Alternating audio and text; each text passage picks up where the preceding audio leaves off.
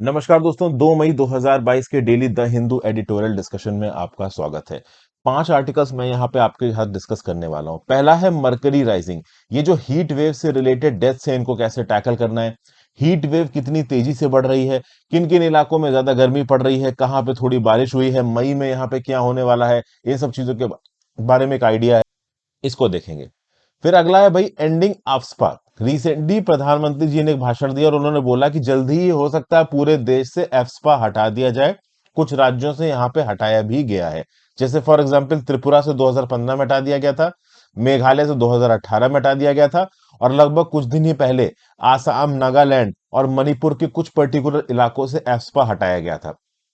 और इसके लिए मोदी जी ने ये बोला है कि भाई देखिए, जैसे जैसे जिन जिन इलाकों में डेवलपमेंट बढ़ेगा, वायलेंस कम होगा, शांति स्थापित होगी, वैसे वैसे हम यहाँ पे एस्पा हटाते जाएंगे। तो सरकार की अप्रोच यहाँ पे काफी अच्छी है कि भाई जिन इलाकों में ओवरऑल डेवलपमेंट हुआ है, शांति हुई, वहां पे एस्पा हटा दिया गया, तो बाकी के इलाके के लोग भी ये मेंटेन करने की कोशिश करेंगे कि भाई वायलेंस ना हो, ताकि उनके इलाके से भी एस्पा हटा दिया जाए। तो इसके रिस्पेक्ट में व्यू पॉइंट दिया हुआ है, इस व्यू पॉइंट को यहाँ पे देखेंगे। फिर जो अगला आर्टिकल हम डिस्कस करने वाले हैं, वो है आपका funding woes that haunt Indian science. भारतीय जो आप कह लो विज्ञान की शोध है, इंडिया में जो साइंस रिसर्च है, इसको लेके फंडिंग की जरूरत है, पैसों की जरूरत है। और इस आर्टिकल में बताया जा रहा है, एक तो दूसरी कंट्री से कंपैरिजन किया जा रहा है, दूसरा भाई जो फंडिंग के लिए इनिशिएटिव्स प्रॉमिस किए थे सरकार ने, उनको चलाने में इतनी डिले क्यों हो रही है, इसके लिए यहाँ पे बात की जा रही है, तो इसको देखेंगे। फिर भाई आयुष इंडस्ट्री को डेवलप करने की बात की जा रही है इंडिया के अंदर। और अगर आयुष की बात करें, आयुर्वेदा, सिद्धा, यूनानी, होम्योपैथी इंडिया के अंदर, उसी प्रकार से एक चाइना के अंदर ट्रेडिशनल चाइनीज मेडिसिन है, टीसीएम। तो इंडिया और चाइना की ये जो मेडिसिन इंडस्ट्री है, आपस में कैसे एक दूसरे के साथ compete करती है, इकोनॉमिक फिगर्स यहाँ पे क्या है, भारत अपनी ट्रेडिशनल इंडियन मेडिसिन को इंप्रूव करने के लिए, आयुष को इंप्रूव करने के लिए क्या क्या कर सकता है, इसके बारे में बात की गई है। और भाई तृणमूल कांग्रेस की लॉ एंड ऑर्डर की हैंडलिंग। वेस्ट बंगाल के अंदर अक्सर कर वायलेंस की सीन देखने को मिलते हैं। वेस्ट बंगाल के अंदर law and order situation control नहीं रहती। लोकल लेवल पे जो पुलिस है ना, उसको तृणमूल कांग्रेस के गुंडे संभालते हैं।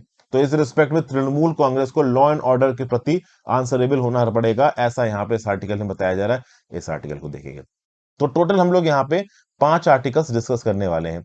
आगे बढ़ने से पहले फ्रेंड्स, वीडियो पे लाइक का बटन, चैनल को अब तक शेयर और सब्सक्राइब नहीं किया, कर दीजिए। इंस्टाग्राम पे फॉलो कर लीजिए, टेलीग्राम ग्रुप ज्वाइन कर लीजिए। टेलीग्राम ग्रुप पे आपको लेक्चर वगैरह की पीडीएफ मिल जाती है। इसके जस्ट बाद आपको आज का करंट अफेयर्स मिल जाएगा दोस्तों। हो सके तो ज्वाइन बटन दबा के हेल्प करें, that is specific helpful. Join button नहीं दबा सकते तो आप सुपर थैंक्स दबा सकते हैं। सुपर थैंक्स का ऑप्शन हर वीडियो के नीचे लाइव हो चुका है।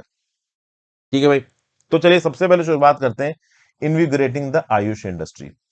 भाई हर्बल मेडिसिन का ग्लोबल मार्केट है 2020 में $657.5 बिलियन, पूरी दुनिया की बात हो रही है यहाँ पे।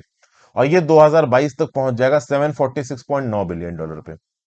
चाइना की बात की जाए तो चाइना की जो ट्रेडिशनल मेडिसिन इंडस्ट्री है, वो 2018 में रेवेन्यू कमा रही है $37.41 बिलियन का। ये किसने बताया? आईबिस वर्ल्ड रिपोर्ट ने बताया। और हेल्दी चाइना 2030 जो प्लान है चाइना की सरकार का, उसके हिसाब से ये कोशिश करेंगे कि 2030 तक चाइना के अंदर पूरी दुनिया में जो ट्रेडिशनल चाइनीज मेडिसिन का मार्केट है, वो $737.9 बिलियन पे पहुंच जाए। मतलब 2018 के $37.41 बिलियन से 2030 में सीधे $738 बिलियन पे पहुंचना।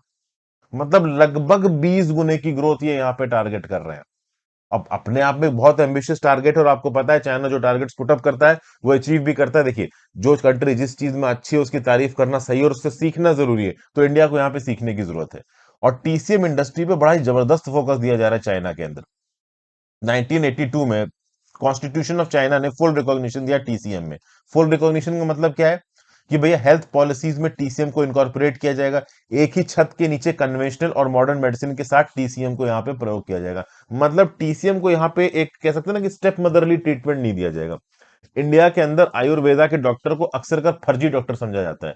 जो मेन कन्वेंशनल मेडिसिन के डॉक्टर होते हैं ना, मतलब एमबीबीएस, जो हार्ट के स्पेशलिस्ट हैं, गायनोकोलॉजी के स्पेशलिस्ट हैं, आपके जनरल मेडिसिन के स्पेशलिस्ट हैं, वो क्या बोलते हैं, अरे यार ये आयुष वाले कहाँ डॉक्टर हैं, ये तो फर्जी डॉक्टर हैं। वो इस तरीके से देखते हैं। लेकिन ये अप्रोच हटाने की जरूरत है इंडिया के अंदर। हमारे ट्रेडिशनल मेडिसिन में उतना ही भरोसा दिलाने की जरूरत है, तब जाके मजा आएगा।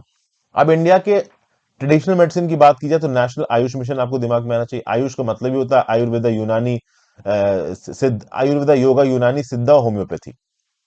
तो भैया 2014 में आयुष मिशन लॉन्च किया गया था, department of Ayush. Ministry of health and family welfare के द्वारा आयुष सिस्टम को प्रमोट करने के लिए, उससे रिलेटेड टेक्नोलॉजीज को आगे बढ़ाने के लिए। इसमें कॉस्ट इफेक्टिव सर्विसेज प्रोवाइड करना, एजुकेशनल सिस्टम को स्ट्रेंथन करना, क्वालिटी ऑफ ड्रग्स को इंप्रूव करना, सस्टेनेबल अवेलेबिलिटी कराना रॉ मटेरियल्स की, जिससे आयुष ड्रग्स बनाए जा सके। ये सब हमारे यहाँ पे टारगेट किया गया था। और ऐसा एक्सपेक्टेड था कि जो आयुष इंडस्ट्री है वो 2022 में 23.3 बिलियन डॉलर्स पे पहुंच जाएगी। ये किसने बताया? तो research and information system for developing countries RIS की 2021 की रिपोर्ट ने बताया। अभी के लिए देखा जाए तो 18.1 बिलियन डॉलर पे इंडिया का हर्बल मेडिसिन मार्केट खड़ा हुआ है। तो समझिए, Ayush industry total 23.3 billion dollar पे, और इंडियन हर्बल जो मेडिसिन मार्केट है, जो सिर्फ आप कह सकते हो कि मेडिसिन से रिलेटेड जो मार्केट है, जो बिक रही है मार्केट में, 18.1 बिलियन डॉलर की बिक रही है, और टोटल वर्थ 23 बिलियन डॉलर की है। और 2018 में ही चाइना 37 बिलियन डॉलर पे पहुंच चुका था। तो इस कंटेक्स्ट में अगर आप देखो तो हमारे आयुष सिस्टम्स को, हमारे ट्रेडिशनल मेडिसिन सिस्टम्स को आगे बढ़ाने की जरूरत है। अच्छा, यहाँ पे एक चीज बता दी जाए कि ऐसा नहीं है कि हम यहाँ पे कुछ कर नहीं पा रहे, हम यहाँ पे बहुत कुछ कर पा रहे हैं। इंडियन आयुष सेक्टर 17% बढ़ा है 2014 से लेकर 2020 के बीच में। प्लांट डेरिवेटिव से रिलेटेड सेक्टर 21% बढ़ा है। प्लांट एक्सट्रैक्ट से रिलेटेड सेक्टर 14.7% बढ़ा है। हर्बल प्लांट से रिलेटेड सेक्टर 14.3% बढ़ा है। ये जो मेडिसिनल प्लांट कंपोनेंट है नेशनल आयुष मिशन का 2015-16 से 2020-21 के बीच में, इसमें प्रायोरिटाइज्ड मेडिकल प्लांट्स उगाए जाते हैं। क्लस्टर्स को आइडेंटिफाई किया है, जोन्स को आइडेंटिफाई किया गया, और यहाँ पे स्पेसिफिक मेडिसिनल प्लांट्स उगाए जाते हैं, वो प्लांट्स जिनके बारे में कहा जाता है कि हाँ भाई इनमें मेडिसिनल प्रॉपर्टीज है। ठीक है ना? इन प्लांट्स को फार्मर लैंड में भी उगाया जाता है। कुछ नर्सरीज बनाई गई हैं इनके लिए स्पेसिफिकली। वो नर्सरीज केवल इसीलिए बनाई गई कि वो मेडिसिनल प्लांट्स को उगाएं। ओके। उन प्लांट्स का पोस्ट हार्वेस्ट मैनेजमेंट करना, उनकी प्राइमरी प्रोसेसिंग करना, फाइनली उससे जो रॉ मटेरियल मिले उस रॉ मटेरियल से मेडिसिन बनाना, ये पूरा का पूरा एक इकोसिस्टम इंडिया के अंदर तैयार किया जा रहा है। और अगर आप देखो तो इन प्लांट्स के कल्टीवेशन के लिए 30%, 50%, 75% basically case to case, plant to plant basis यहाँ पे सब्सिडीज भी दी जाती हैं। लगभग 140 मेडिसिन प्लांट्स के लिए अभी के लिए सब्सिडी प्रोवाइड की जा रही है। और all over India ministry of Ayush के द्वारा मेडिसिनल प्लांट्स की खेती के लिए 56,396 हेक्टेयर ऑफ लैंड को यहां पे मार्क किया गया। मतलब 56,000 हेक्टेयर लैंड के ऊपर यहां पे मेडिसिनल प्लांट्स की खेती की जा रही है। और यूनियन आयुष मिनिस्टर ने पिछले साल अनाउंस किया था, सर्बानंद सोनोवाल ने, कि भाई जो अमाउंट ऑफ लैंड है जो कि इन प्लांट्स की खेती के लिए इस्तेमाल किया जा रहा है, ये 75,000 हेक्टेयर पे पहुंच जाएगा। मतलब अभी के लिए 56,396 हेक्टेयर ऑफ लैंड पे आयुष प्लांट्स की खेती हो रही है। बढ़ा के इसको 75,000 हेक्टेयर तक हमको पहुंचाना है। मतलब सिस्टमैटिक तरीके से, ऑर्गेनाइज तरीके से जो हर्बल प्लांट्स की खेती है, इसको यहां पे बढ़ाना है। एक तो ये टारगेट है। और इसके लिए अगर आप देखो तो 4,000 करोड़ का एक पैकेज भी लॉन्च किया है केंद्र की सरकार ने आत्मनिर्भर भारत अभियान के अंदर, जिसके चलते हर्बल कल्टीवेशन को आप कह लीजिए इंपॉर्टेंस दी जाएगी, आगे बढ़ाया जाएगा। तो पैसा भी सरकार की तरफ से यहां पे एलोकेट किया जा रहा है। नो डाउट भाई, हर्बल मेडिसिन की सेक्टर में पोटेंशियल है। अगर पोटेंशियल नहीं होता तो चाइना जैसी कंट्रीज इसको परस्यू नहीं कर रही होती, परस्यू कर रही है, मतलब इसके अंदर पोटेंशियल तो देखो है। इंस्टीट्यूशन लेवल पे अवेयरनेस फैलाने की जरूरत है। मेडिसिनल प्लांट्स की खेती फार्मर्स करें, इसको प्रमोट करने की जरूरत है। Trade related intervention, overall research and development, raw material को प्रॉपर तरीके से प्रयोग करना, बनाना, ये सब चीजें यहाँ पे जरूरत है। अब देखिए, आयुष का जो मेडिसिनल प्लांट कंपोनेंट है, इसको इंप्लीमेंट करता है नेशनल मेडिसिनल प्लांट बोर्ड। और किसके थ्रू इंप्लीमेंट करता है? स्टेट मेडिसिनल प्लांट बोर्ड्स के थ्रू। तो ये जो स्टेट मेडिसिनल प्लांट बोर्ड्स का स्ट्रक्चर है ना, जो कि नेशनल मेडिसिनल प्लांट बोर्ड के अंदर काम करता है और ग्राउंड लेवल पे मेडिसिनल प्लांट को बनाने में एक बहुत मेजर काम रोल प्ले करता है, इसको स्ट्रेंथन करने की जरूरत है। यहाँ पे एक्सपर्ट लाने की जरूरत है जो कंजर्वेशन, कल्टीवेशन, R&D, इन सब चीजों के बारे में जाने। हर्बल गार्डन को कैसे मेंटेन करना है, नर्सरीज को कैसे मेंटेन करना है, कैसे इन प्रोडक्ट्स की मार्केटिंग करनी है, ट्रेड इनका कैसे बढ़ाना है, ये सब चीजों को यहाँ पे आइडेंटिफाई करने की जरूरत है। प्लस इंडिया के अंदर जो मेडिसिनल प्लांट्स बनाए जा रहे हैं, जो मेडिसिनल प्रोडक्ट्स बनाए जा रहे हैं आयुष से रिलेटेड, इनसे रिलेटेड हार्मोनाइज्ड सिस्टम के कोड इकट्ठा करने जरूरी है। जैसे कि फॉर एग्जांपल अगर मैं बताऊं, स्टेनलेस स्टील का पाइप अगर इंडिया के अंदर लेके आना हो तो 73 CTH होता है। इसके थ्रू आप स्टेनलेस स्टील का पाइप इंडिया के अंदर लेके आते हो। उसी प्रकार से एक ऐसा ही हार्मोनाइज्ड कोड पूरी दुनिया में इंडियन हर्बल मेडिसिन का होना चाहिए। मान लो वो कोड आपने चुन लिया, मान लो 08, तो इस 08 कोड के अंदर, वैसे तो 8 डिजिट का होता है, इस 08 कोड के अंदर पूरी दुनिया में अगर कभी भी इंपोर्ट या एक्सपोर्ट हो रहा है तो वो इंडियन हर्बल प्रोडक्ट्स का हो रहा है। इस प्रकार के international harmonise system of codes हमको डेवलप करने की जरूरत है। सिर्फ इंडिया में नहीं, पूरी दुनिया में इनकी एक्सेप्टेबिलिटी होनी चाहिए, और इसके लिए भारत सरकार को डब्ल्यूटीओ में काफी जोर मारना पड़ेगा। फिर अगर आप देखिए, तो मोदी जी ने रिसेंटली ले डाउन किया foundation stone of WHO global centre for traditional medicine, Jamnagar में अप्रैल 19 2022 में। आप कह सकते हो कि पहला और ओनली ग्लोबल आउटपोस्ट सेंटर है ट्रेडिशनल मेडिसिन का पूरी दुनिया में। नीति आयोग भी यहां पे कॉन्स्टिट्यूट कर चुका है committee, 4 working groups integrative medicine को आगे बढ़ाने के लिए आयुष सेक्टर में, ताकि education, research, clinical practice, public health और एडमिनिस्ट्रेशन इन हर्बल मेडिसिन में आगे लेके आया जा सके। तो ये जो आयुष इंडस्ट्री है, नो डाउट ये कॉस्ट इफेक्टिव हेल्थ केयर दे सकती है लोगों को।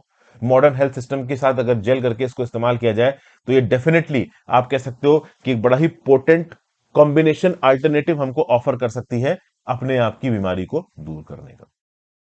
ठीक है भाई, ये सब बातें यहां पे बताई गई। अगले आर्टिकल की तरफ चलते हैं। Law and order in terminal. West Bengal की सरकार की बात हो रही है। वेस्ट बंगाल की पुलिस की एफिशिएंसी के ऊपर सवाल उठाया जा रहा है। पुलिस की एफिशिएंसी से ज्यादा सरकार के ऊपर सवाल उठाया जा रहा है। चीफ मिनिस्टर ममता बनर्जी के ऊपर सवाल उठाया जा रहा है। देखिए, 5 मई को जो तीसरी तृणमूल कांग्रेस की सरकार है वेस्ट बंगाल के अंदर, उसका 1 साल पूरा हो जाएगा।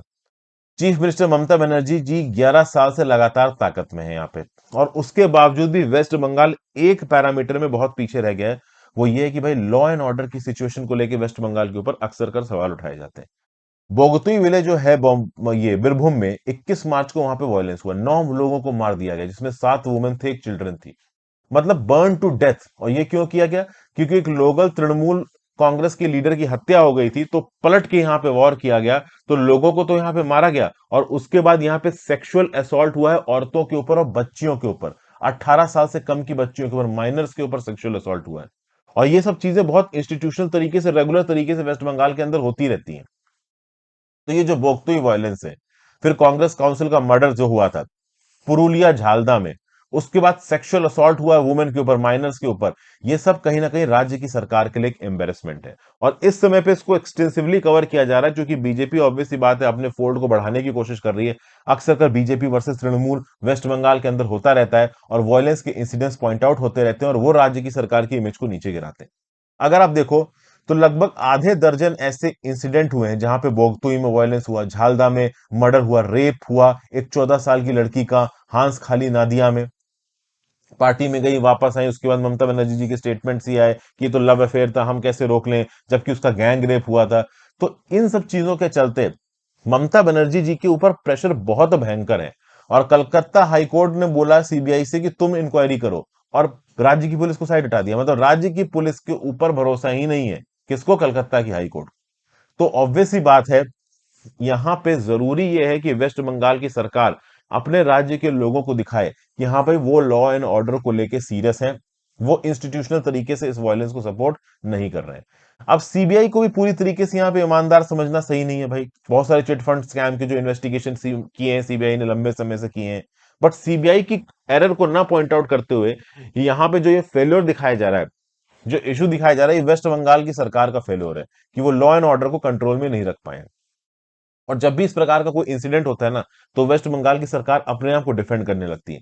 इन इंसिडेंट्स को आइसोलेटेड और ट्रिवियल इंसिडेंट बोलने लगती है, और बोलने लगती है कि ये सब कुछ नहीं हो रहा, अपोजिशन पार्टी हमें टारगेट कर रही है, इस प्रकार की बातें। इनफैक्ट कई बार तो ममता बनर्जी जी ने, जब इस प्रकार के इंसिडेंट वेस्ट बंगाल के अंदर हुए, तो उत्तर प्रदेश, मध्य प्रदेश जो बीजेपी रूल्ड स्टेट है, वहां पे वायलेंस के इंसिडेंट का एग्जांपल देने लगी और बोलने लगी कि इनको संभालने की जरूरत है, हमारे यहाँ सब सही है। देखिए, जब आपके यहाँ पे वायलेंस हो रहा है, तो आप ये बोल के कि हाँ भाई दूसरे स्टेट में वायलेंस हो रहा है, अपनी रिस्पॉन्सिबिलिटी को श्रग ऑफ नहीं कर सकते। सबसे पहली रिस्पॉन्सिबिलिटी ये है कि आप अपने राज्य के लोगों को एक सेफ लिविंग एनवायरनमेंट दे सको, और अगर आप वो नहीं दे पा रहे हो, तो कहीं ना कहीं आप एक फेलियर हो। ओके, तो ये सब बातें ओवरऑल यहाँ पे बताई जा रही है। वेस्ट बंगाल के राज करने के तरीके पे यहाँ पे क्वेश्चन उठाया जा रहा है। ठीक है, फिर रिसेंटली कुछ ऐसे भी इंसिडेंट हुए, जैसे कि अनीश खान नाम की स्टूडेंट लीडर की डेथ होना, कांग्रेस काउंसलर का यहाँ पे मर्डर होना। ये सब चीजें ये बताती हैं कि ग्राउंड लेवल पे जो पुलिस की फंक्शनिंग है, इसको बहुत हद तक तृणमूल कांग्रेस के पार्टी कैडर्स सपोर्ट करते हैं, कंट्रोल करते हैं। 27 अप्रैल में चीफ मिनिस्टर ममता बनर्जी जी ने सीनियर पुलिस ऑफिसर्स को झाड़ा, और बोला कि क्यों राज्य की सरकार को आपकी नेग्लिजेंस के लिए झेलना पड़ता है। बट कि यहाँ पे ऑथर साफ साफ लिख रहा है कि पुलिस को अगर ओपन हैंड दे दिया जाए, तो पुलिस यहाँ पे ओवरऑल इन सबको कंट्रोल में करके रखेगी, बट इनके ऊपर पॉलिटिकल प्रेशर होता है, ऑब्वियस सी बात है। ग्राउंड लेवल पे तृणमूल कांग्रेस की पार्टी कैडर्स को छूना पुलिस के लिए मुश्किल हो जाता है, और सिस्टमैटिक तरीके से तृणमूल कांग्रेस का जो पार्टी ऑर्गेनाइजेशन है वो वायलेंस को सपोर्ट करता है। इस तरीके की बातें यहाँ पे लिखी हुई हैं, और इसलिए इस प्रकार के वायलेंट क्राइम्स अक्सर कर आपके वेस्ट बंगाल के अंदर होते रहते हैं। तो यहाँ पे वेस्ट बंगाल की सरकार की इमेज को सुधारने के लिए ममता बनर्जी जी को अपने एडमिनिस्ट्रेशन को अकाउंटेबल रिस्पॉन्सिबल ठहराना जरूरी है। ग्राउंड लेवल पे वायलेंस कम करना जरूरी है, क्योंकि कभी ना कभी तो एक ऐसे इलेक्शन जरूर आएंगे जहां पे जो लोग हैं वो इस वायलेंस से परेशान हो जाएंगे, और ममता बनर्जी की सरकार को ताकत से निकाल देंगे। इस वायलेंस से देखिए, रेपुटेशन बहुत इंपॉर्टेंट है एक सरकार की। एक सरकार जैसे फॉर एग्जांपल अब महाराष्ट्र की आप बात करो, महाराष्ट्र में वायलेंस के लिए कोई जगह नहीं है, ठीक है ना। पुलिस एकदम प्रोएक्टिव है। ये नहीं हो सकता महाराष्ट्र के अंदर की दबंगई हो रही है, गुंडई हो रही है, और कोई कुछ भी कर रहा है ग्राउंड लेवल पे, पुलिस कुछ नहीं कर पा रही है, भाई सीधे जेल के अंदर। लेकिन वेस्ट बंगाल के अंदर ये चीज नहीं निकल के आ पा रही है, ऐसा कुछ यहाँ पे ऑथर बोल रहा है। और बहुत हद तक यार देखो, वेस्ट बंगाल में वायलेंस तो होता ही है, ये सबको पता है। हो सकता है कुछ बंगाली लोग जो इस आर्टिकल सुन रहे हैं उनको बुरा लग जाए, बट हाँ, कहते हैं ना कि देखिए, बंगाल में वायलेंस होता है कहीं ना कहीं पॉलिटिकल फैक्टर्स की वजह से। ये पॉलिटिकल फैक्टर्स हटाने जरूरी हैं। अगर लोगों की, सिविलियंस की लाइफ यहाँ पे इस वायलेंस के चलते प्रॉब्लम में आ रही है, तब सरकार का, आप कह लीजिए, रिस्पॉन्सिबिलिटी बनती है गलती की सजा देना लोगों को, भले ही वो सजा आपको अपने पार्टी के मेंबर्स को देनी पड़े। फिर भाई, ending AFSPA. AFSPA should go entirely because of the impunity it offers to armed forces. भाई देखिए, रिसेंटली यहाँ पे प्रधानमंत्री मोदी जी ने एक पहला ऑथेंटिक इंडिकेशन दिया है कि भाई AFSPA, armed forces special power act, ये जल्दी ही खत्म हो जाएगा नॉर्थ ईस्टर्न रीजन में। ऐसा यहाँ पे बताया जा रहा है। बेसिकली देखिए, मोदी जी का ये बोलना है कि बहुत हद तक नॉर्थ ईस्ट में हम लोग पीस और स्टेबिलिटी लाने में सक्सेसफुल रहे हैं। चाहे आसाम की बात कर लीजिए, चाहे नागालैंड की बात कर लीजिए, चाहे मणिपुर की बात कर लीजिए, पूरी तरीके से तो इन स्टेट से भले ही आपने एस्पा नहीं हटाया, बट एक लेवल ऑफ प्रोग्रेस तो देखने जरूर यहाँ पे मिली है। कहीं ना कहीं रिलीफ मिला है सिटीजन को। अगर आप देखो, एफ्सपा के अंदर जितने भी डिस्टर्ब्ड इलाके पहले डिक्लेयर किए गए थे, उनका नंबर धीरे धीरे कम हो रहा है। सिक्योरिटी सिचुएशन में यहाँ पे इंप्रूवमेंट देखने को मिल रहा है। पिछले ही महीने यूनियन होम मिनिस्ट्री ने जो अमाउंट ऑफ इलाके हैं आसाम, नागालैंड और मणिपुर के अंदर जहां पे एस्पा लगाया जाता है, उनके नंबर को बहुत हद तक कम कर दिया है। जैसे कि अगर आप देखो, तो आसाम के अंदर एस्पा 23 डिस्ट्रिक्ट से हटा दिया गया, और एक डिस्ट्रिक्ट से पार्शली हटा दिया गया। नागालैंड के अंदर 15 पुलिस स्टेशन जो कि 7 डिस्ट्रिक्ट में थे, वहां से एस्पा हटा दिया गया, लेकिन अभी भी 57 पुलिस स्टेशन 13 डिस्ट्रिक्ट में एस्पा लगा है नागालैंड में। मणिपुर के अंदर 82 पुलिस स्टेशन में एस्पा अभी भी लगा हुआ है, लेकिन 15 पुलिस स्टेशन से एस्पा हटा दिया गया। तो बेसिकली मणिपुर, आसाम, नागालैंड में पूरी तरीके से एस्पा नहीं हटाया गया है, बट बहुत सी जगहों से एस्पा हटा दिया गया है। और अगर आप एक दो साल पहले चले जाओ, तो त्रिपुरा में 2015 में पूरी तरीके से एस्पा हटा दिया गया था, मेघालय में 2018 में हटा दिया गया था। और रिसेंटली मोदी जी का जो भाषण है एक रैली में, उन्होंने बोला कि भाई, पीस, यूनिटी एंड डेवलपमेंट। जैसे जैसे जिस जिस जगह पे एडमिनिस्ट्रेशन बेहतर होगा, पीस आएगी, यूनिटी आएगी, डेवलपमेंट आएगी, वैसे वैसे उन जगहों पे एस्पा की रिक्वायरमेंट पूरी तरीके से खत्म हो जाएगी। वो इलाके जो कि डेकेड से इंसर्जेंसी से सफर कर रहे थे, इंसर्जेंसी खत्म, एस्पा खत्म, और हम उसकी तरफ बढ़ रहे हैं। ये जो आर्म्ड ग्रुप्स का वायलेंस है वो धीरे धीरे कम हो रहा है, सिक्योरिटी सिचुएशन में इंप्रूवमेंट हो रहा है। तो नो डाउट, ऑब्वियस सी बात है, यहाँ पे जब लॉ एंड ऑर्डर सुधरेगा, एडमिनिस्ट्रेशन सुधरेगा, तो एफ्सपा की भी कोई जगह नहीं है। प्लस ऑथर यहाँ पे एफ्सपा को क्रिटिसाइज कर रहा है। नो डाउट एफ्सपा हमारी आर्म्ड फोर्सेस को एक इम्प्यूनिटी देता है, बिना डर के ऑपरेट करने की काबिलियत देता है। देखिए, कुछ हद तक पहले वो जरूरी भी थी, क्योंकि नॉर्थ ईस्ट के इलाके में जो इंसर्जेंसी थी ना, वो हद से ज्यादा बढ़ गई थी। और इंसर्जेंसी को टैकल करने के लिए आर्म्ड फोर्सेस को एक्शन में आना पड़ेगा। अब जब आर्म्ड फोर्सेस एक्शन में आएंगी तो भाई जान भी जाएगी। अभी कुछ 4 महीने पहले की न्यूज है, नागालैंड की मोन डिस्ट्रिक्ट में 15 सिविलियंस को एक मिलिट्री ऑपरेशन में मार दिया गया। उसके बाद काफी, आप कह लो कि क्रिटिसाइजमेंट हुआ था। हालांकि मिलिट्री ने जबरदस्ती नहीं मारा था, गलती से वहां पे कुछ ना कुछ प्रॉब्लम हो गई थी, ठीक है ना। ऐसा बताया जा रहा था कि एक मिलिटेंट्स का जत्था जा रहा है, लेकिन एक्चुअली में वो सिविलियंस का जत्था निकला। और आर्म्ड पर्सन्स के लिए बहुत मुश्किल होता है इन दोनों के बीच में डिस्क्रिमिनेशन कर पाना, क्योंकि ये लोग सिविलियंस की गाइज में ही चलते हैं। तो कुल मिला के इस प्रकार के इंसिडेंसेस जो जस्टिस है उसको थोड़ा डीले कर देते हैं, जो पीस बिल्डिंग एफर्ट्स हैं उसको थोड़ा डीले कर देते हैं। तो यहां पे पॉलिटिकल सॉल्यूशन लाने की जरूरत है, ग्राउंड लेवल पे सब रीजनल एडमिनिस्ट्रेटिव मैकेनिज्म लगाने की जरूरत है, और एफ्सपा को हटाने की जरूरत है। अब धीरे धीरे सरकार इसके प्रति अग्रसर है, इस स्टेप्स में डायरेक्शन लिए जा रहे हैं। एकदम से तो देखो स्टेप नहीं लिया जा सकता है, लेकिन हाँ, we are very much towards it. हो सकता है आगे आने वाले 1 से 2 सालों में और जगहों से एफ्सपा हटा दिए जाएं, और आने वाले 5 सालों में एफ्सपा पूरी तरीके से खत्म हो जाए। नॉर्थ ईस्ट के इलाके में अगर हम वायलेंस कम कर पाते हैं, ट्राइबल वॉरफेयर रोक पाते हैं, लोगों के अंदर देश के प्रति इंक्लूसिविटी लेके आ पाते हैं, तो ये हमारी इंटरनल सिक्योरिटी के लिए one of the best thing होगी। Mercury rising, heat wave deaths must be treated as a disaster that allows compensation by state. यहां पे क्या बताया गया? तो भैया इंडिया इस समय पे एक एटर्निटी ऑफ हीट वेव्स के ग्रिप में है। अप्रैल के टेम्परेचर जबरदस्त हैं, खासकर नॉर्थ वेस्ट और सेंट्रल इंडिया में। पिछले 122 सालों में सबसे ज्यादा टेम्परेचर रहा है नॉर्थ वेस्ट और सेंट्रल इंडिया में। 1 अप्रैल से लेकर 28 अप्रैल के बीच में अगर नॉर्थ वेस्ट का आप एवरेज टेम्परेचर देखो तो वो है 35.9 डिग्री सेल्सियस, और सेंट्रल इंडिया का देखो तो वो 37.78 डिग्री सेल्सियस। अब ये एवरेज टेम्परेचर भले आपको नजर नहीं आएगा, लेकिन सब डिस्ट्रिक्ट लेवल पे कुछ स्पेसिफिक पॉकेट्स में जब आप टेम्परेचर मेजर करोगे ना, तो वो 45 डिग्री सेंटीग्रेड तक भी पहुंच गया है।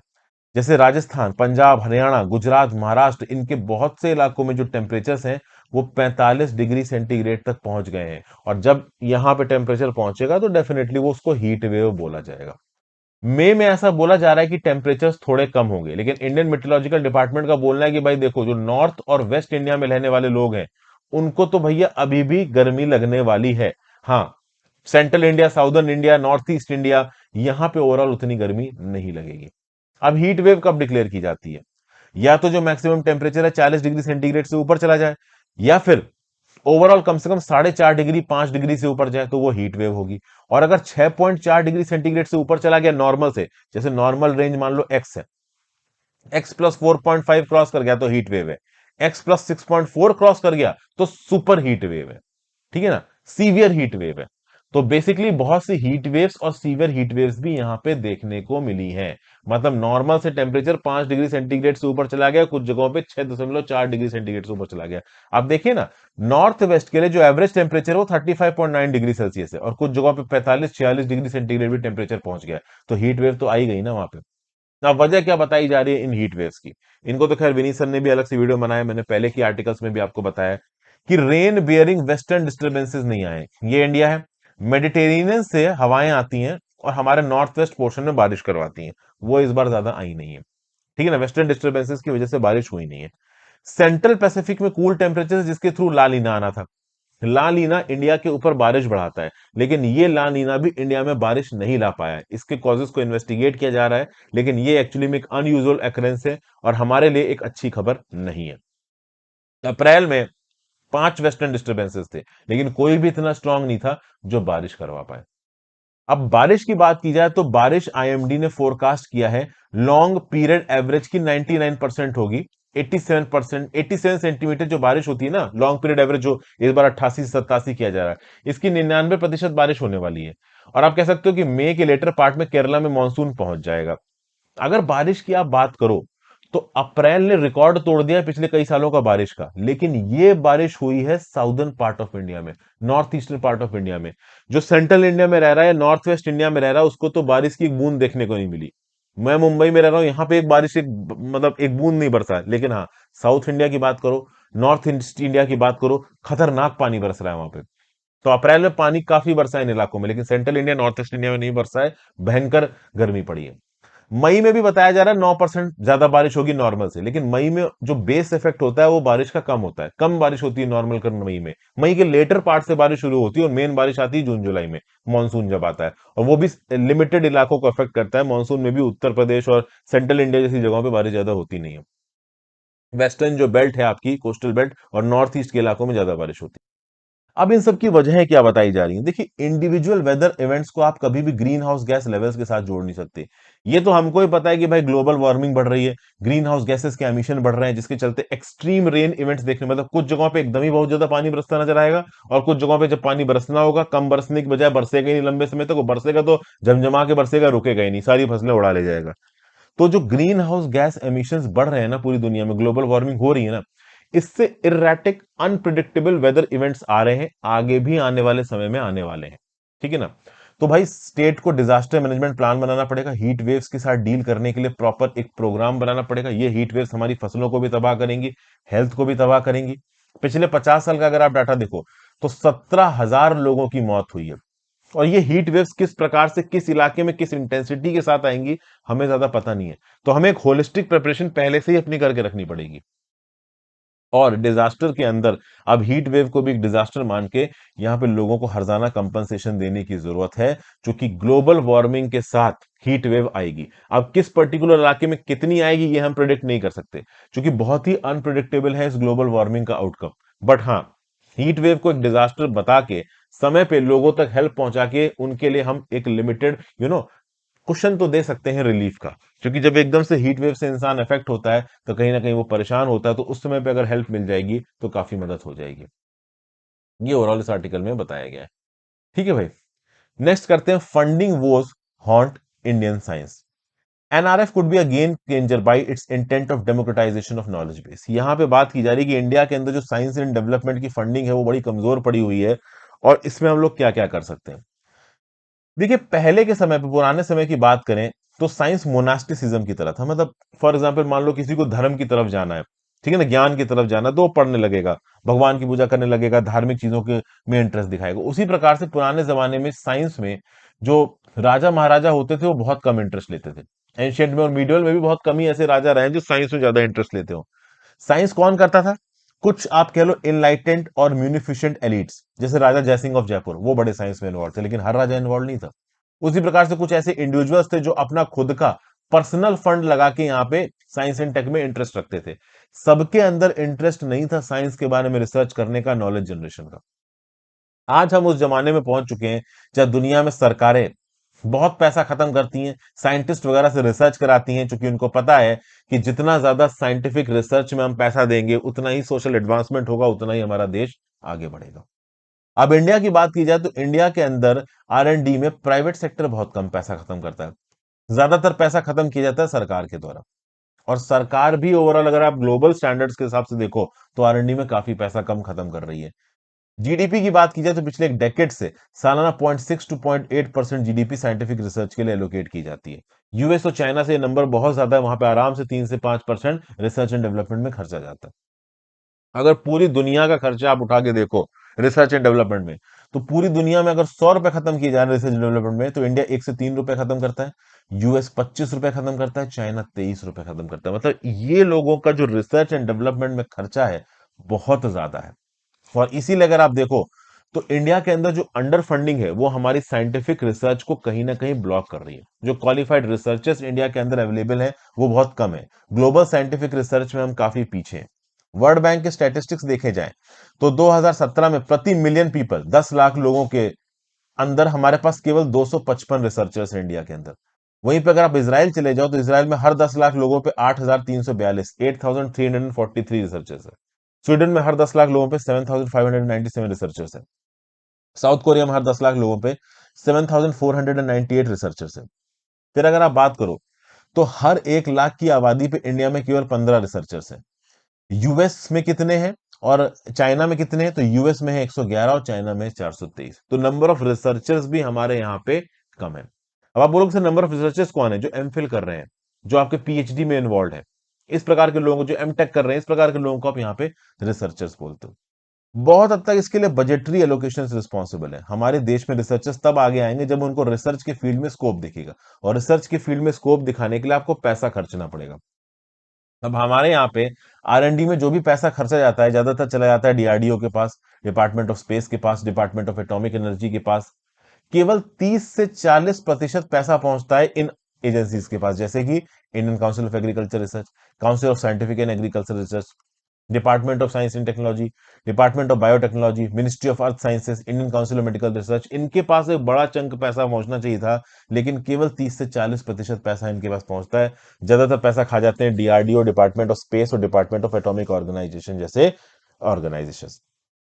तो ये सब बातें ओवरऑल यहाँ पे बताई जा रही। इंडिया में अगर आप 2022-23 में यूनियन बजट देखो, union ministry of science and technology का, तो ये 14,217 करोड़, पिछले साल से 4% लगभग कम है। और इसमें से department of science and technology को दिया गया 5,240 करोड़, और डिपार्टमेंट ऑफ बायोटेक्नोलॉजी को दिया गया 2,961 करोड़। ठीक है, ठीक ठाक पैसा दिया गया, बट ये पैसा इंडिया जैसी कंट्रीज के स्टैंडर्ड के हिसाब से बहुत कम है। हमें इससे बहुत हाई लेवल पे रिसर्च करने की जरूरत है, looking at the size of our GDP and population and challenges. फिर अगर बात की जाए पढ़ने लिखने वाले लोगों की।